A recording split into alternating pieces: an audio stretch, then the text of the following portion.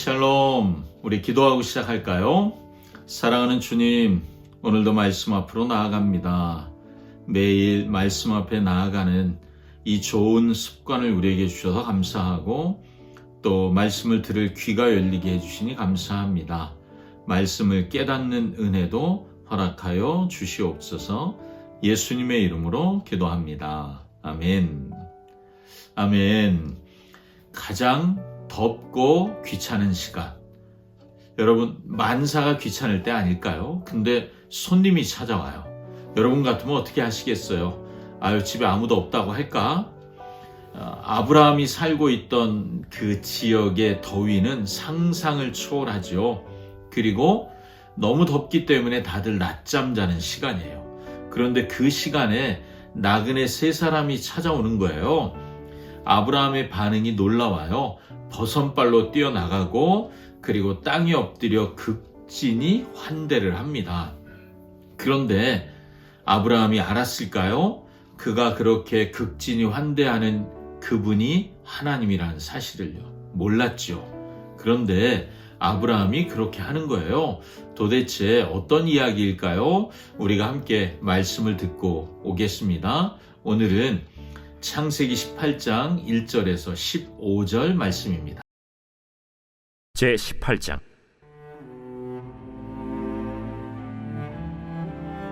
여호와께서 마므레의 상수리 나무들이 있는 곳에서 아브라함에게 나타나시니라. 날이 뜨거울 때에 그가 장막문에 앉아 있다가 눈을 들어본즉 사람 셋이 맞은편에 서 있는지라. 그가 그들을 보자 곧 장막문에서 달려나가 영접하며 몸을 땅에 굽혀 내 주여, 내가 주께 은혜를 입었사오면 원하건대 총을 떠나 지나가지 마시옵고 물을 조금 가져오게 하사 당신들의 발을 씻으시고 나무 아래에서 쉬소서. 내가 떡을 조금 가져오리니 당신들의 마음을 상쾌하게 하신 후에 지나가소서.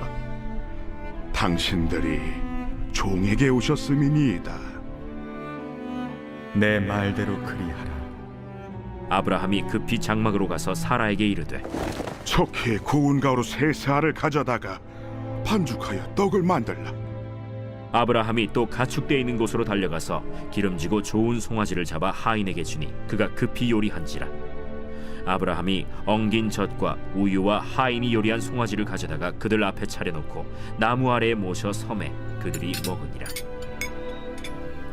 그들이 아브라함에게 이르되 내 아내 사라가 어디 있느냐? 장막에 있나이다.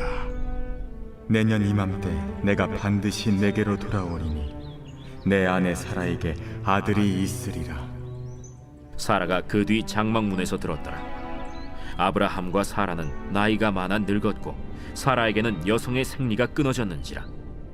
사라가 속으로 웃고 이르되 내가 노쇠하였고 내 주인도 늙었으니 내게 무슨 즐거움이 있으리요. 여호와께서 아브라함에게 이르시되 사라가 왜 웃으며 이르기를 내가 늙었거늘 어떻게 아들을 낳으리요 하느냐? 여호와께 능하지 못한 일이 있겠느냐? 기한이 이를 때 내가 내게로 돌아오리니 사라에게 아들이 있으리라.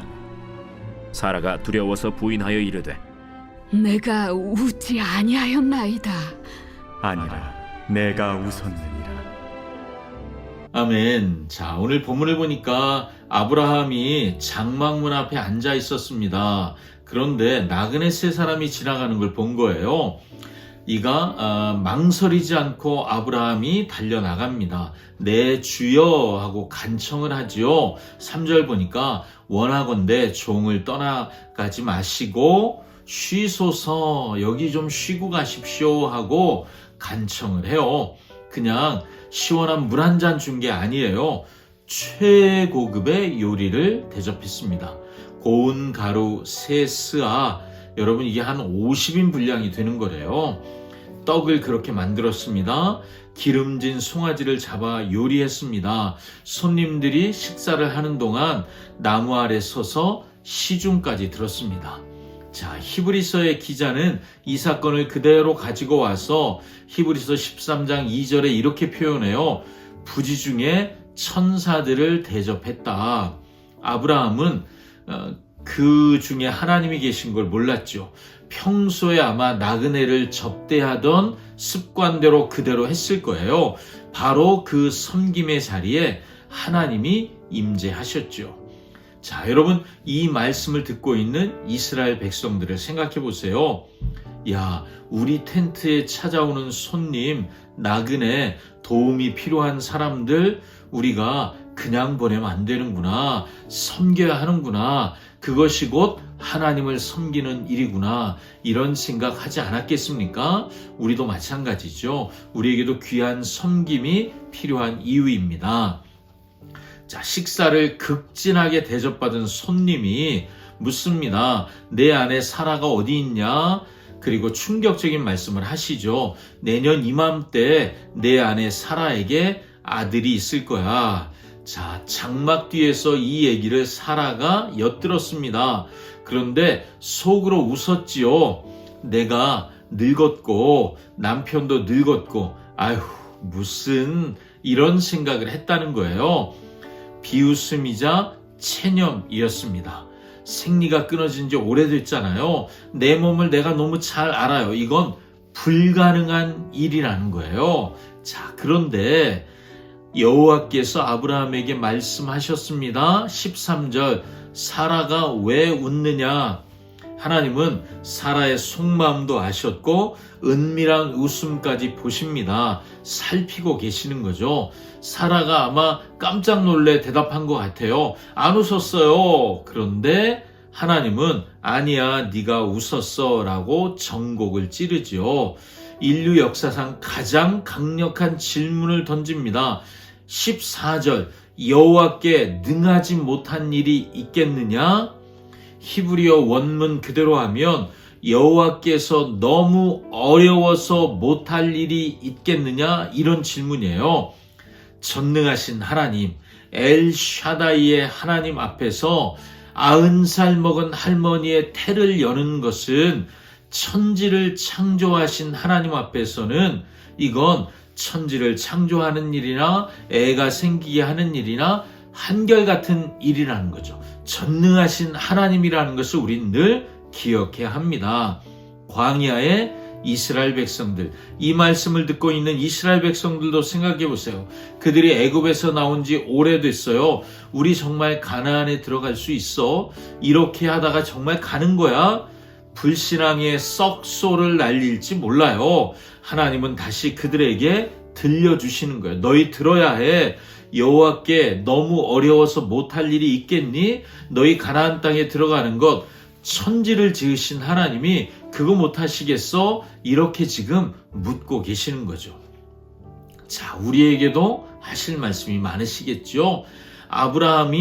아브라함에게 나그네로 찾아오신 하나님은 신약 시대에는 가장 낮고 천한 모습으로 우리 가운데 오셨습니다. 바로 예수 그리스도로 오셨지요. 예수님이 말씀하셨습니다. 지극히 작은 자 하나에게 한 것이 곧 나에게 한 것이다. 예수님은 죽기까지 낮아지셨잖아요. 가장 낮아지신 예수님을 생각한다면 지극히 작다. 예수님이 이렇게까지 오실 리가 없어라고 생각하는 그 사람에게 섬기는 것, 그것이 하나님을 섬기는 것이라고 말씀하시는 거예요. 길거리에서, 교회에서, 또 여러분 일하시는 일터에서 우리가 만나는 가장 약한 사람들이 변장하고 찾아오시는 예수님일 수 있다는 것이죠. 예수님은 사람으로는 할 수 없지만 하나님으로서는 다 하실 수 있다라고 하시고 십자가 죽음이라는 절망을 부활의 생명으로 바꾸셨습니다. 주님께 능치 못할 일 없습니다. 자, 여러분, 그러니 우리도 질문해 볼 필요가 있죠. 내 삶의 장막, 내 삶의 시간들 속에 지나가는 사람, 여러분 누가 있습니까? 귀찮은 손님인가요? 아니면 내 도움이 필요한 이웃입니까? 그들을 예수님 대하듯 섬겨 보십시오. 우리의 작은 섬김이 기적의 씨앗이 됩니다. 그리고 사라처럼 현실의 벽 앞에서 말도 안 돼, 불가능해 라고 쓴 웃음을 짓고 계시지 않으신가요? 오늘 주님의 말씀을 다시 한번 우리 마음의 귀로 들으십시오. 여호와께 능하지 못한 일이 있겠느냐? 내 몸의 상태 너무 잘 아시죠? 내 통장의 잔고 하나님이 너무 잘 알고 계시죠? 그렇지만 하나님의 능력은 제한하지 마십시오. 오늘 우리가 만나는 사람을 주님 대하듯 우리의 불신앙을 기도로 주님 앞에 들고 나가 하나님은 전능하십니다 고백하며 주의 은혜를 구하는 그런 날 되시기 바랍니다. 기도하겠습니다. 사랑하는 주님, 우리의 허탈한 웃음을 진짜 기쁨의 웃음으로 바꾸시는 주님이심을 고백합니다. 지극히 작은 자 하나를 섬기는 것, 그것이 주님을 섬기는 일임을 잊지 말게 하여 주시옵소서. 능치 못함이 없으신 예수님의 이름으로 기도합니다. 아멘. 아멘.